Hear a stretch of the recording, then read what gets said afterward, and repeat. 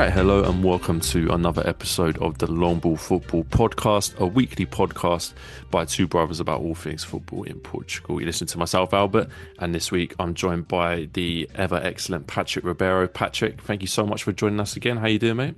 I'm good, mate. Thanks for having me on once again. And yeah, Yeah. some interesting games, some interesting times to look back on and look forward to. So yeah, glad to be here. Yeah, no, it's our pleasure. Thank you very much for joining us. As we were just discussing off air, some big results which we'll come on to, and obviously Patrick, a sporting fan, big fan of the whole league, of course, but a sporting fan. Interesting times for sporting as we head into the last day of the season. We're going to discuss the Lisbon derby, of course, but also some big results at the bottom end of the table as well. So. Yeah, let's get stuck straight into it because obviously we had that huge game at the weekend, the Lisbon derby, the Clásico. I saw someone dubbing it the derby of the century. I guess they mean like this century rather than in 100 years. But listen, Yeah, let's run with it because it was a very unique prospect. The idea that on the penultimate day of the season, the derby between two of the biggest clubs in the country, and ultimately a situation where potentially the winner would win the league, which was really mouth-watering prospect. As it stands, though, it ended in a draw, 1-1, which I don't think was what people hoped for, but it is no less an interesting result. Sporting initially obviously went ahead early in the game through a goal from Francisco Trincao. Benfica got an equaliser in the 63rd minute, and I think at that point you could kind of sense that Benfica were the team most gunning for the winning goal. They couldn't get it over the line, and it did end, of course, with the point for each team. And although it's not the result that perhaps Sporting fans would have wanted or Benfica fans would have wanted, I think in some ways it's definitely advantage Sporting in the title race, obviously because of the head-to-head results earlier in the season. But yeah, your thoughts on the game? yeah. So it was from a sporting perspective, at least, it was quite a cagey one. Got the early goal, and I think it was a competent performance. Probably the team set out to do exactly what the manager expected. We've seen this sort of outlook before from Rui Borges in big games where he likes to be more pragmatic, more conservative than he usually is.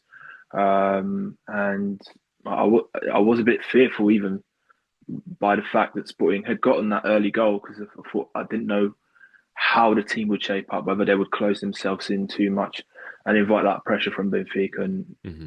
Benfica is probably the last club you want to do that against in the league Yeah. because, I mean, it was there for all to see. Like the fans got right behind every attack that Benfica threw their way, and sometimes when you pin yourself back like that, you're setting yourself up for wave after wave of attack. And if Benfica managed to get one in the first half, they could easily chase for the second and third. But it wasn't to be. Like Sporting were really solid. Like fair Hmm. play to the manager. I think that's probably the most competent I've seen the three centre backs play all season. Maybe there are other games where they played really well, but given the the level of performance that was required against a big game, like, as you say, the derby of the century, Hmm. like from Quaresma to Diomande, Inácio, they were all top class, and even Saint Just when he came on.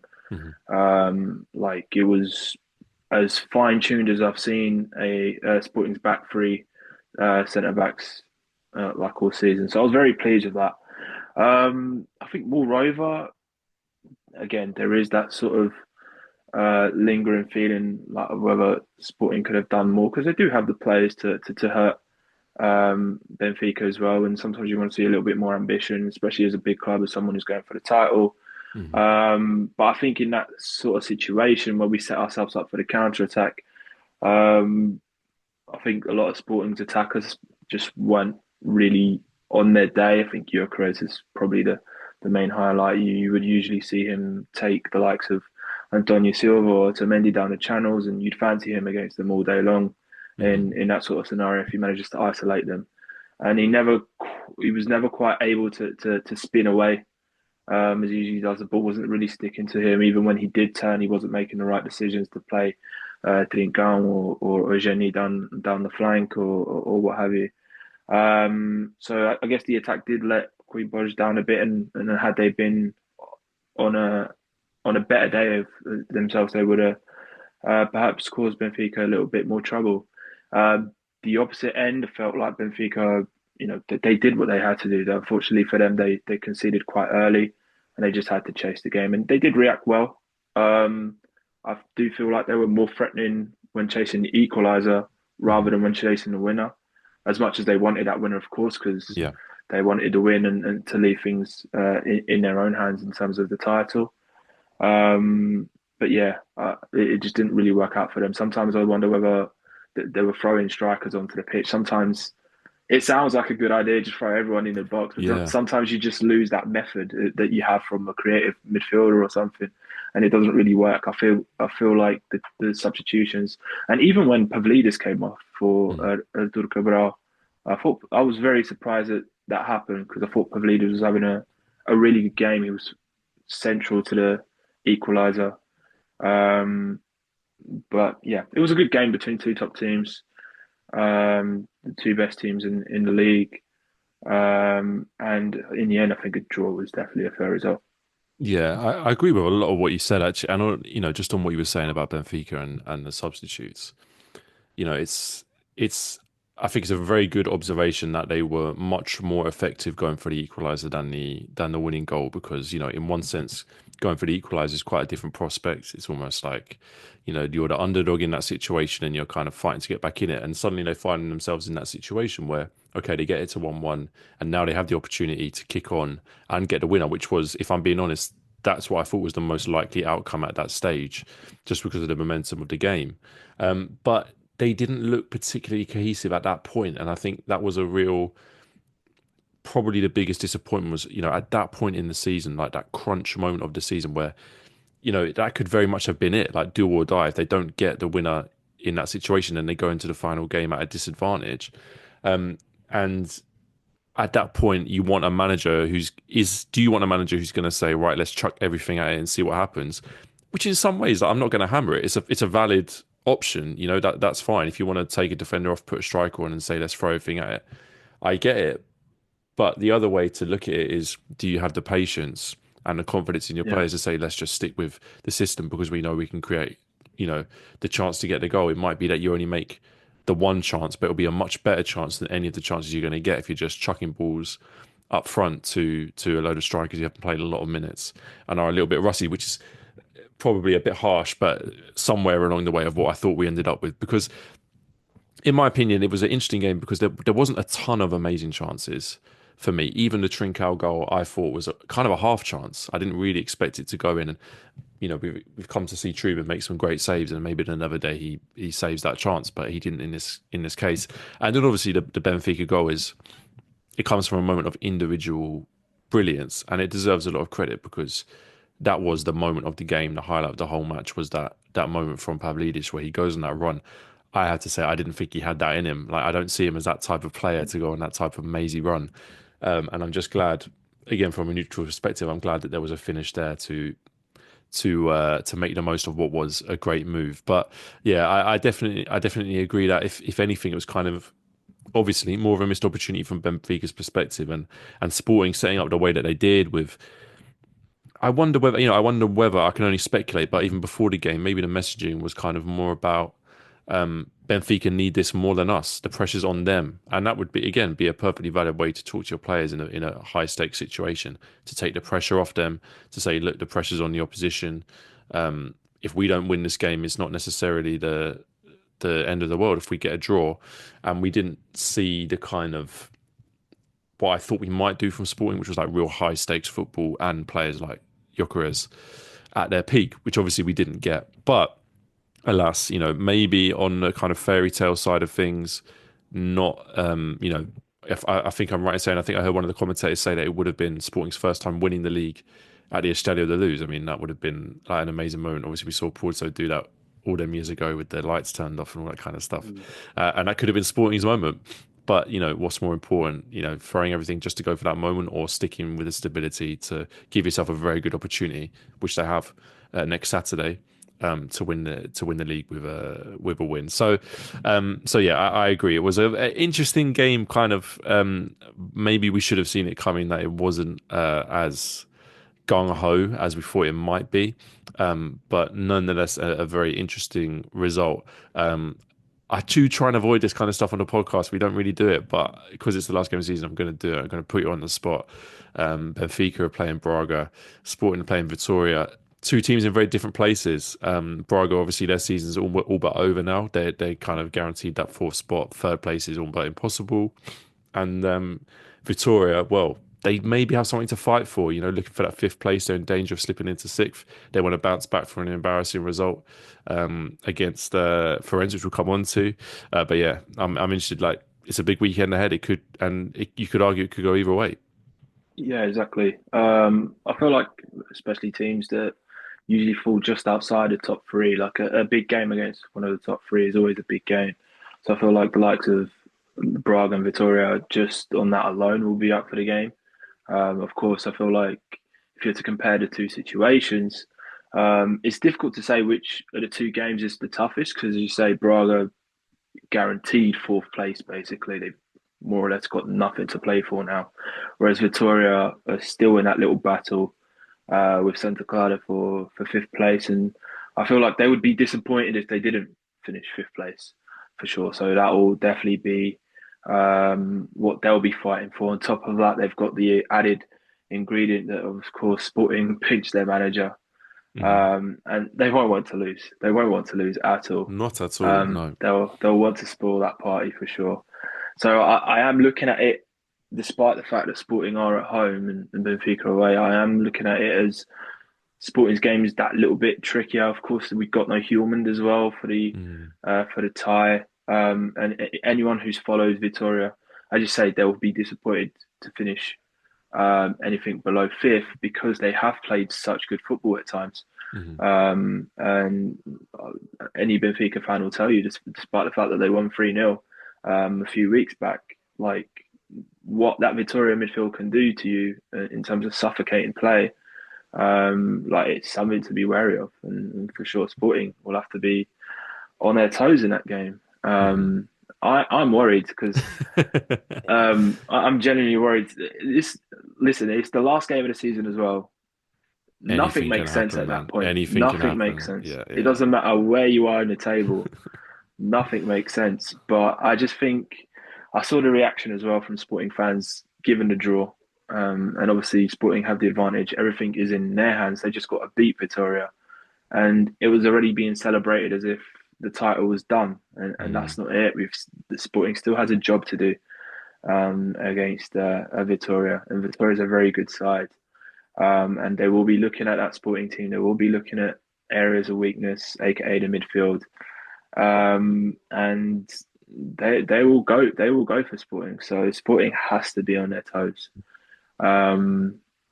We'll see what happens. We'll see what happens with that. But I think for sure, Sporting in terms of difficulty, I think Sporting's fixture edges it. I see Benfica winning against Braga. Honestly, even though it's away.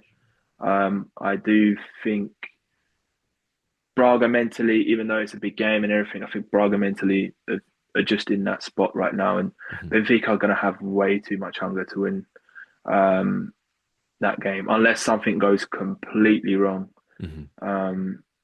then, yeah, I think Benfica have more than enough to really overpower Braga. And then, Sporting at home. Sometimes at home games at Sporting, especially, are worse than away games because like you feel the nerves. 100%. You feel the nerves. Things start going wrong. Like fans start wondering, like, why are you passing it back all of a sudden? Pass the ball forwards.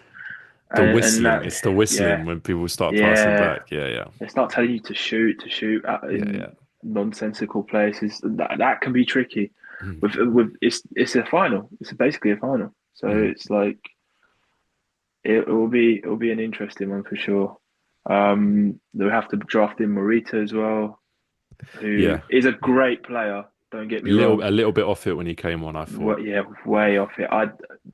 Again, if there's to be another criticism to throw at Sporting's manager, it would be that substitution. I don't think it worked at all. I think it opened up more space for Benfica to capitalise on because the Bus was having a great game. And I think with Morita, who's missed large periods of the season, same thing with Pedro Gonçalves, it's so hard for a player to come into a team at this stage of the season Absolutely. because the not just the hunger but the physical level is on a completely different universe to what they're at currently. Hmm. It's very difficult to slide into that. But yeah, Sporting gonna have to make do with Yeah. him, but we'll see. It's gonna be crazy. Yeah, I appreciate a very gracious answer then because I'm sure in reality a lot of sporting fans are very nervous. And it is true. I believe that there is that kind of dichotomy at the moment. On the one hand, Sporting have it in their hands, but equally the pressure's on them. And for Benfica, I completely agree. I see them winning, beating Braga. I think Braga are already mentally checked out of this season.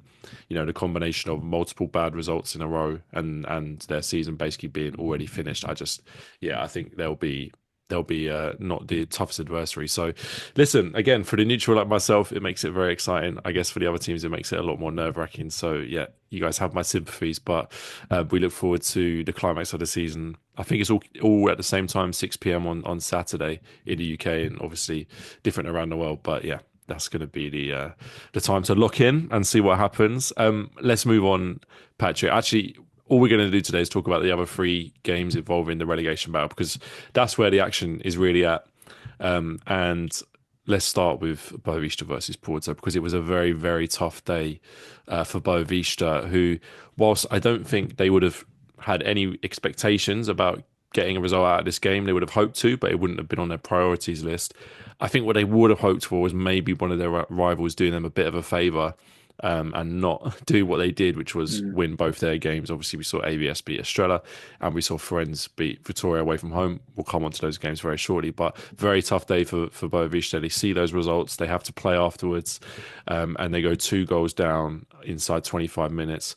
Just a wonderful, wonderful solo goal from Rodrigo Mora. Another magical moment from that kid who has so much talent that we've seen so many times. A much more scrappier goal for the second. In the end, it was credited to Marcano with the header. I don't think he knew much about it. But anyway, like I said, Boavista find themselves 2-0 down. And again, real credit to them because they did what they could to get back into it. They scored a goal from a penalty. They saw Porto get a red card with 10 minutes to go. So they threw a lot at it, but I always thought this was going to be a step too far. I didn't see them winning this game at any point, but I guess what they didn't really see was that it would turn out to be such a sort of damaging result because obviously now they've gone after all the good work they did beating Farense, beating AVS in those games recently. They're now back to square one, bottom of the table, 3 points behind their rivals with only one game to go. So yeah, it was a really tough moment for them. Yeah, I mean, and again, that's all it takes really when you're down at the bottom and you put yourself in such a precious situation. Even when you climb and climb and climb, all it takes is one little result to drop your Jenga tower basically, and you're back to square one. Um, I feel like it was again for the magic of the game, the Invicta Derby. I guess Boavista would have been looking at and thinking, do you know what? What if there's a True. there's a great escape here against Porto, who aren't like let's be real. This is not the best Porto side we've seen Hmm. in years. It's a fragile Porto side, so they could well have done something in front of their own fans. They could have done something even if it was at the Stadio de Dragão. So they were, yeah. I think many of them would have been hoping for a miracle, like a genuine miracle happening. Mm, mm, They would have been hopeful of that. But it wasn't to be, as you say, like a great goal from Rodrigo Mora, Moradona as they're calling him now. incredible. He, yeah, he keeps doing it. He keeps doing these amazing solo goals, and fair play to him. He's just got that Yeah. magic touch, the Midas touch, Hmm. quite clearly. And yeah, he's an exciting prospect for Porto next season to see how he develops. As long as no one pinches him, of course, in the summer, we never know. But and then yeah, they followed that up. Porto followed that up with the second goal, which would have put a massive downer Mm, on Boavista, and it enabled Porto to not really have to get out of their first and second, like second and third gear. Really, yeah. it felt quite comfortable. We saw the likes of Samu come out of the show a little bit more. He's been off the pace a little bit lately, but he looked more like himself in that game. And yeah, just a few players from the Porto team who slowly started to gain a little bit more confidence and show a little bit more character, which for their perspective, the manager especially will be happy to see. Good building blocks for them going forwards, particularly if they are looking at continuity. Who knows what's going to happen with the manager? We suspect he will stay and have the summer to really work on his team. He'll be very pleased to see again Rodrigo Mora doing his thing consistently. Samu improving. By the time they got the red card, you were thinking, because it was 2-1, you were thinking, hold on. With the timing as well, like just with those last few minutes of the game, and I saw when the red card comes out and Seba Perez is like getting the crowd on their feet, and you just thought maybe it could be the moment. Unfortunately for them, it wasn't, but you just thought it could be. And then obviously to kill it all off, it finished 10v10 late on. But it puts Boavista in a difficult position. It's not impossible. They can still complete the Great Escape. But yeah, it's difficult for them, of course, going into that last game. I think they would have much preferred a result in terms of feeling confident about things. But we'll see. I think it'll be there's still a lot to be told in that story. Very much so. And yeah, I mean, you hit it on the head right at the beginning when you say this is the position that they put themselves in. I mean, we've all got on board the Boavista train these last few games with the results that they got themselves back in it. But the reality is they've always been in such a precarious position because of everything that's happened earlier in the season, and they can't have too many complaints about where they are now. Although, again, I will give them real credit because the effort in the second half I thought was phenomenal. Like they did create chances. That's the thing. They were getting the ball. I mean, it wasn't spectacular football. They basically putting the ball over the top, and they got in behind a few times, and maybe on a different day with a different finish or something like that. There's a goal in there, but my feeling looking at them was just, you could tell it wasn't going to happen because they just don't have that same quality that Porto have. And when you have those players who are kind of getting in behind and they have the one-on-one opportunity, they just can't get the ball out their feet properly. They can't get their stride going. They can't get the shot off properly. And they're always going to be in that kind of position when they're struggling and in the way that they are. But I mean, it was kind of Porto's moment. Rodrigo Mora's moment. I mean, he was the star of the game, and the connection between him and Samu was nice to see because that's a connection that we've seen work in the past, and yeah, it will be good to see. It will be good to see work again, but it's a difficult one, like you say. I mean, I think when Stuart Baxter came in, he would have been told, "Look, you've got 5 games left. These are the 3 we want to win." He's got a very good opportunity to actually win those 3 games. He could still win the last game in the Stews, and then they still could go down. So it's unfortunate, but this is the reality of where they've got to this season. Let's talk about those 2 other games then, because it was a huge result for AVS as well as Farense, of course. But I want to do AVS first because this was a bit of a crazy one. I mean, I don't know if you saw the news earlier in the week about the managerial change that they decided to make. Me and Barney spoke last week's podcast about the big game against Boavista. Obviously, they lost that game, and the scenes at the end of the game, which were like total devastation. This team the players were lying on the floor, head in their hands. It looked like they were defeated already. It looked like they'd given up on the season. But I said to Barney last week, this team needs to pick themselves up because if you look at the run-in, they had, for me, the easiest run-in of all 3 teams in the bottom 3. They were also on equal points with all of those other 2 teams. So they had a really, really good chance of at least finishing at the top of that little bunch. And then they go into this game against Estrela. And, well, forgive me, I'll go back to what I was saying. They make the decision to sack the manager, which seems mad because you've got 2 games left of the season. What could a new manager possibly do? They brought in Jose Motto, who I think was at Les Choice in the second division, and he actually kept them up and did well with them. And then he joins AVS for the last 2 games of the season with the task of keeping them up. And they won the game. They won the first game that he was in charge. So maybe it wasn't such a mad decision. After all, it was Zeluis who got the goal, the ex-Porto player. Which was a decent header, but just a very, very kind of a very mad game in some ways.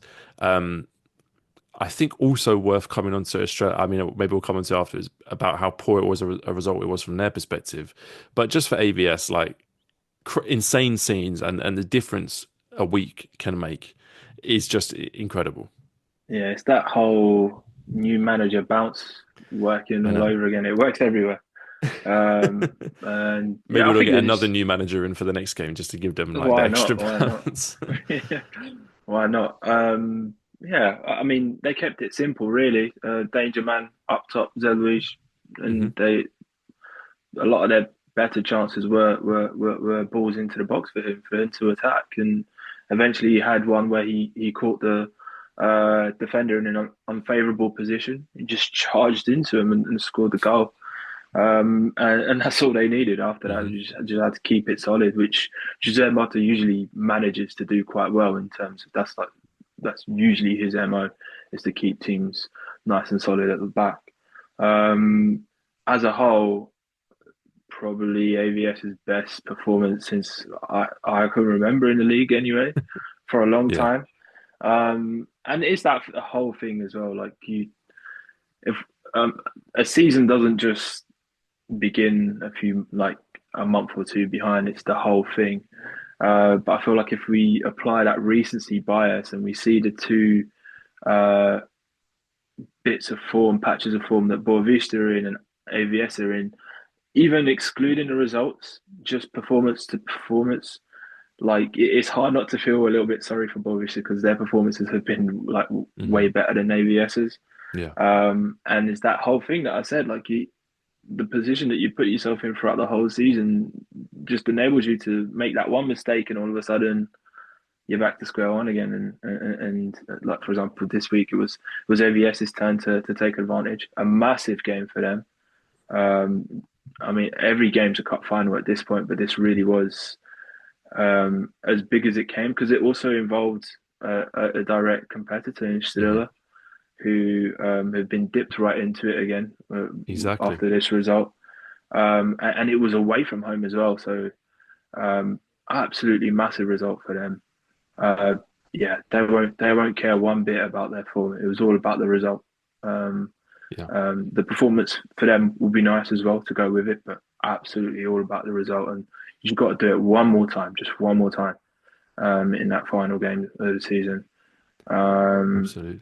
yeah, it makes for an interesting little battle between those four at the bottom. Yeah. Well, I think it's really important to actually acknowledge Estrela's role in all of this and this result and what it means for them because all they had to do was get a point against a team who have looked destined for relegation all season, and they would have guaranteed themselves safety. You know, I know Estrella are not the biggest team in this league. I know they've had their issues, but if this team that's capable of playing like they did against Porto in this stadium in front of those fans cannot get a result against ABS, I honestly could not believe it, and it was quite alarming to see almost because they've to be fair, the club played their part and the fans really played their part. They packed out that stadium. I've been to that stadium. Really great place to watch football. Really good fan base for a smaller team in that league. They do get backed by the fans, and it was a packed out stadium, all supporting the team.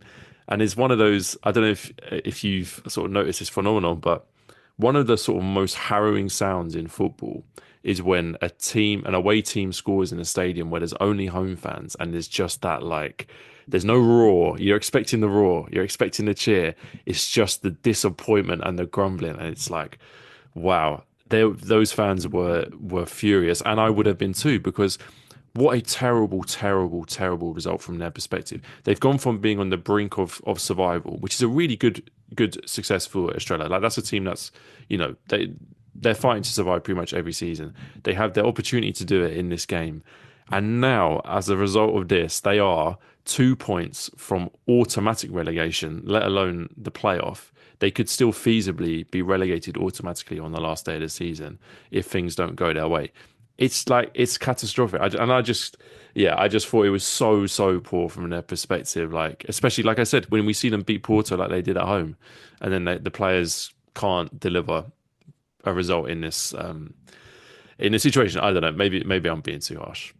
No, no, it is a when we talk about stuff like this and we talk about the importance that psychology has, for example, Mm, on players. It is so difficult to go from here down to here. And I think Boavista will probably be feeling it a little bit, true. given how well they've been, and then all of a sudden they see how major a setback like this is. Is like how much belief does that take out of you?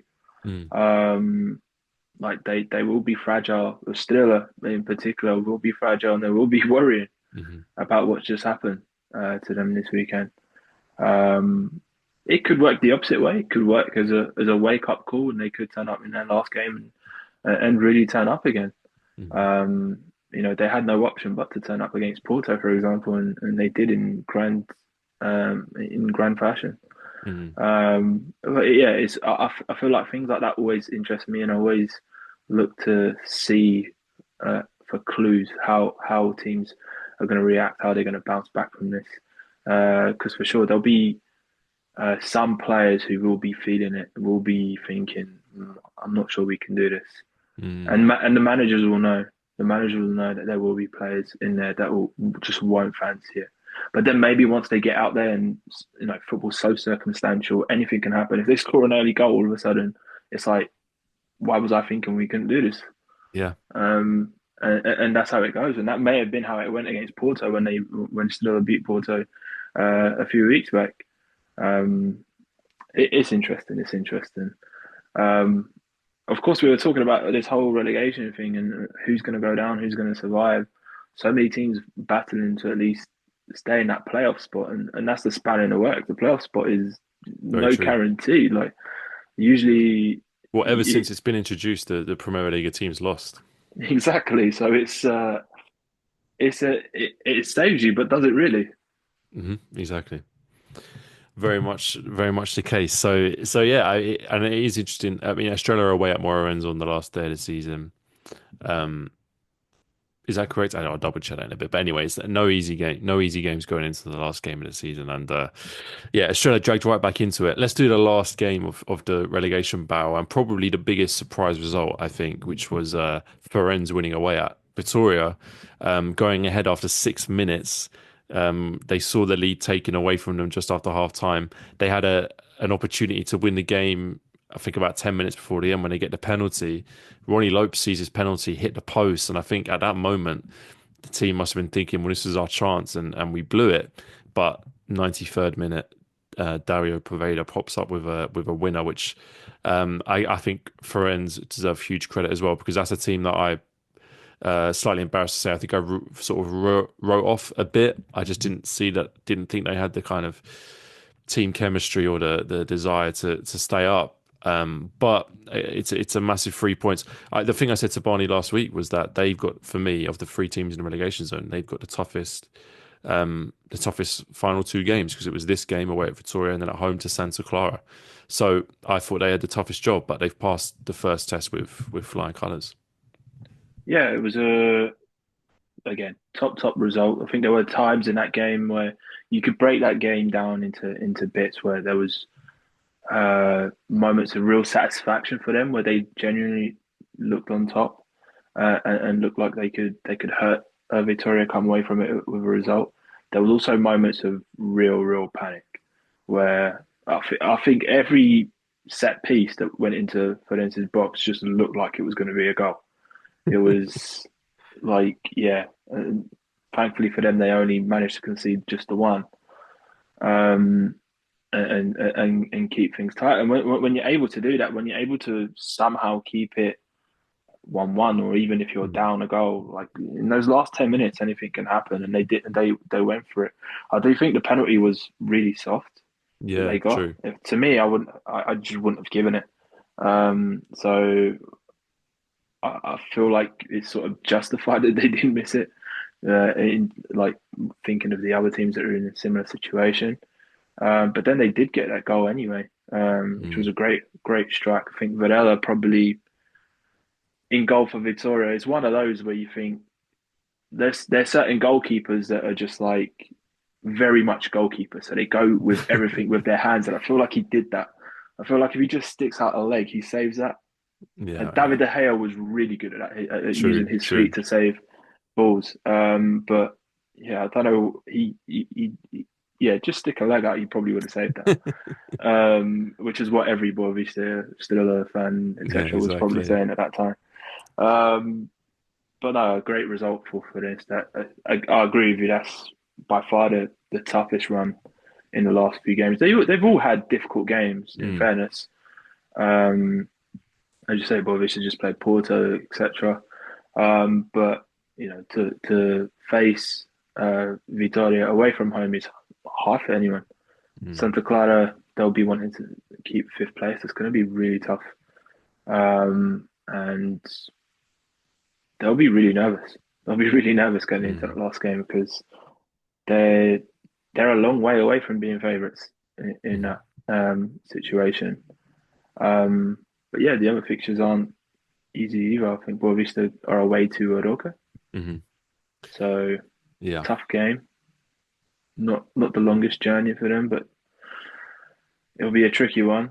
Mm. Um, yeah, so there's still it's difficult to call. In general, the whole thing is really difficult to call. Like what way things are going to go. Yeah, I tell you what, I will run through the fixtures now just so everyone knows what's happening. So next week, obviously, all these games are kicking off 6 p.m. on Saturday, so pretty crazy. AVS at home against Moreirense. Estrela Amadora are away against Estoril. Farense are at home against Santa Clara, and Boavista are away at Aruca, as you just said. So yeah, very very interesting set of results, and I agree, completely difficult to call. The one player that I want to shout out for Farense in this game is the keeper. Kaike, I think it's pronounced. Because I think if you looking at this game and sort of crediting Poveda with the win for the late goal, I think you also have to credit Kaike for the saves that he made multiple times.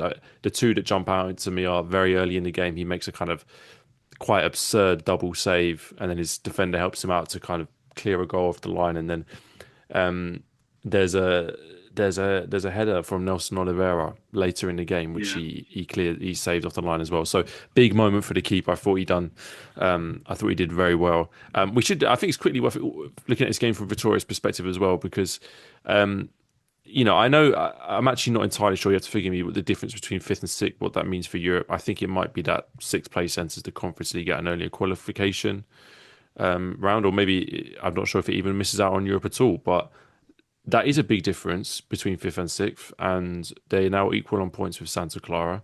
And if we look again ahead to the last day of the season, what's Farense's game? Well, they have to travel to the Avalad with Sporting wanting to win the title in that game, whereas Santa Clara are playing a team in the relegation zone. So that in itself is quite damaging. Although, I look back to not that long ago when I was giving Frutoria credit for kind of getting the results back together to even get them back into that position.